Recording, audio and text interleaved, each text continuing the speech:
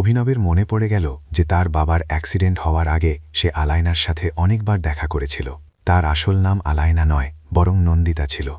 যখন তারা ছোট ছিল, নন্দিতা তখন থেকেই খুব সাহসী ছিল। কারো বাগানে ঢুকে আম চুরি করা হোক বা গলিতে ঢোকা কোনো নেড়ি কুকুরকে তাড়ানো, নন্দিতা এসব কাজে পারদর্শী ছিল। এসব করতে গিয়ে যেখানে ভালো ভালো ছেলেরাও ঘাবড়ে যেত, সেখানে নন্দিতা নিমেষেই সেসব সামলে নিত। সে এবং অভিনব ছোটবেলা থেকেই খুব ভালো বন্ধু ছিল। নন্দিতার অভিনবের সাথে থাকতে এবং তার সাথে খেলতে খুব ভালো লাগত। সে ছোটবেলা থেকেই বেশ কড়া মেজাজের ছিল। কেউ তার সাথে না তো মজা করতে পারত আর না কোনো আজেবাজে কথা বলতে পারত। একমাত্র অভিনবেরই সেই অধিকার ছিল যে সে আলায়নার সাথে মজা করতে পারত। আলায়না যখন অভিনবকে আবার দেখল, তখন তার মুখের হাসি আরও চওড়া হয়ে গেল। আলায়না তার কাছে এলো এবং নিজের কার্ড হাতে ধরিয়ে দিয়ে বলল, যদি সাহস থাকে তবে আমাকে ফোন করে দেখিও, এবং হাসতে হাসতে সেখান থেকে চলে গেল।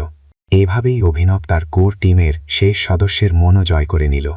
যখন আলায়না হল থেকে বেরোল, তখন সংগ্রাম আবার অভিনবের কাছে এলো এবং বলল, এই নিন আপনার হার, এটার পেমেন্ট হয়ে গেছে। এটা শুনতেই অভিনব নন্দিতার বিজনেস কার্ড নিজের পকেটে রাখল এবং তারপর হারের দিকে তাকাতে লাগল। হারটি দেখামাত্রই তার মুখে হাসি ফুটে উঠল। এরই মধ্যে সংগ্রাম অভিনবকে জিজ্ঞেস করল, আপনি এই হারটা দিয়ে কি করবেন? অভিনব এই প্রশ্নের উত্তরে সংগ্রামের দিকে তাকাল এবং হাসি মুখে বলল, চলো। অভিনব সংগ্রামের সাথে সেই হল থেকে বাইরে বেরোতে শুরু করল। তার হাত তখনও পকেটে থাকা সেই বিজনেস কার্ডের ওপর ছিল যেটা নন্দিতা তাকে দিয়েছিল। সে আলায়না অর্থাৎ নন্দিতাকে নিশ্চয়ই ফোন করতে যাচ্ছিল। যেমনই সে বাইরে এলো, প্রথমেই তার নজর সামনে থাকা রেস্টুরেন্টের পার্কিংয়ে দাঁড়িয়ে থাকা একটি গাড়ির ওপর পড়ল। সেই গাড়িটি হুবহু অনন্যার গাড়ির মতো দেখতে ছিল। অভিনবের পা যখন সেই গাড়িটি দেখে থমকে গেল, তখন সংগ্রাম তাকে দেখে বলল, কি হয়েছে, সব ঠিক আছে তো? অভিনব এক পাও সামনে এগোচ্ছিল না। তার নজর তখনও সেই গাড়ির ওপর আটকে ছিল। তখনই অভিনব দেখল যে অনন্যা এবং চাহাত সেই রেস্টুরেন্ট থেকে বাইরে আসছে। অভিনব সংগ্রামের দিকে তাকিয়ে বলল, তোমাকে আমার ছাড়াই যেতে হবে। তারপর অভিনব নিজের পকেট থেকে গাড়ির চাবি বের করল এবং সংগ্রামের হাতে দিয়ে বলল, এই হারটা আমার গাড়িতে রেখে দিও এবং গাড়িটা আকরামের ওখানে দাঁড় করিয়ে দিও, আমি কাল ওটা নিয়ে আসব। অভিনব সংগ্রামকে এত সুন্দরভাবে বুঝিয়ে দিল যে সংগ্রামের মনে আর কোনো প্রশ্ন রইল না। অভিনবও অনন্যার দিকে এগোতে শুরু করল। যেমনই চাহাত অভিনবকে নিজের দিকে আসতে দেখল, সে খুশিতে চনমন করে বলে উঠল, অভিনব। এই নাম শুনতেই অনন্যার কপালে ভাঁজ পড়ল এবং পরের মুহূর্তেই সে হতাশ হয়ে গেল। সে দেখল অভিনব সামনে থেকে হেঁটে আসছে।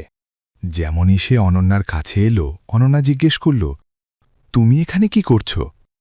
অভিনব উত্তর দেওয়ার আগে 1 সেকেন্ডের জন্য অনন্যার দিকে তাকাল। সে খুব সুন্দর একটি পোশাক পরেছিল।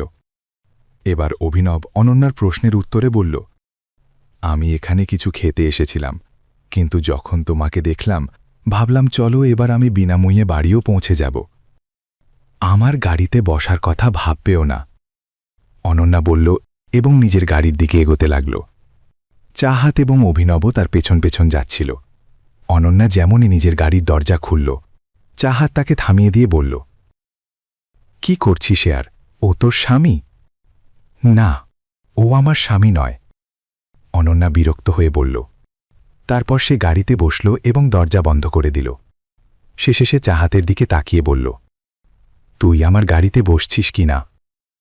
না, আমি তোর গাড়িতে বসব না। যদি তুই একে নিজের সাথে না নিয়ে যাস, তবে আমি একে আমার সাথে নিয়ে যাব, বুঝেছিস? চাহাতের মুখে এই উত্তর শুনেই অনন্যা ঝটকা দিয়ে ঘুরে তাকে দেখল এবং বলল, না, তুই কেন ওর জন্য এত চিন্তা করছিস? ও কোনো বাচ্চা নয়, ক্যাব নিয়ে বাড়ি চলে যাবে। কিন্তু ও ক্যাব নিতে চায় না। আমি আবারও বলছি, যদি তুই ওকে নিয়ে না যাস, তবে আমি ওকে নিয়ে চলে যাব নিজের বাড়িতে। চাহাত এটা বলে জেদ ধরে দাঁড়িয়ে রইল। তুমি ভেতরে আসতে পারো। অনন্যার মুখে এটা শুনেই অভিনবের মুখে হাসি ফুটে উঠল। সে তৎক্ষণাৎ গাড়িতে বসে পড়ল এবং বলল, thank you so much Ananya, তুমি তো আমার প্রাণ বাঁচিয়ে দিলে। আমার কাছে মাত্র 500 টাকা বেঁচে ছিল, আর আমি সেটা খরচ করতে চাইছিলাম না। অভিনবের এই কথা শুনে অনন্যা আরও রেগে গেল। অভিনব অনন্যার বন্ধুর সামনে এটা বলতেও লজ্জা করছিল না যে তার পকেটে শেষ ৫০০ টাকা পড়ে আছে। চাহাত এটা শুনে হাসল এবং বলল, দেখলে, আমি বলেছিলাম না যে ছেলেটা খুব ডাউন টু আর্থ এবং সৎ, যা সত্যি সেটা সরাসরি বলে দেয়। হ্যাঁ, কিন্তু আমার ওর এইসব ছোটলোকিপনা কথা শোনার কোনো আগ্রহ নেই, অনন্যা বলল। এটা শুনে চাহাত আরও জোরে হাসতে লাগল। তখনই তার নজর আবার অভিনবের স্যুটের ওপর পড়ল এবং সে বলল, এটা তো এই একই ব্র্যান্ডের, তাই না? এতটা শুনতেই অনন্যাও খুঁটিয়ে অভিনবের স্যুট দেখল এবং বলল, এ কি? তুমি এই স্যুট পরে আছো? আমার তো মনে হচ্ছিল এটা আমার দেওয়া স্যুট। তুমি এত দামি স্যুট কোথা থেকে পেলে? ওটা আকরাম স্যার আমাকে কিছু অ্যাডভান্স পেমেন্ট দিয়েছিলেন না? তো আমি ভাবলাম সেটা দিয়ে নিজের জন্য একটা স্যুট কিনে নিই। এমন কোনো কোম্পানি আছে যারা অ্যাডভান্স পেমেন্ট দেয়? অনন্যা জিজ্ঞেস করল। অভিনব হাসল এবং বলল, আসলে স্যারের আমার কাজ খুব পছন্দ হয়েছিল, তো আমি এমনিই তাকে বললাম যে স্যার কিছু অ্যাডভান্স পাওয়া যেতে পারে। তিনি রাজি হয়ে গেলেন এবং আমাকে কিছু টাকা দিলেন। তারপর আমি স্যুটটা কিনে নিলাম যাতে তোমার সাথে কোথাও গেলে তোমার মতো ভালো দেখতে লাগে।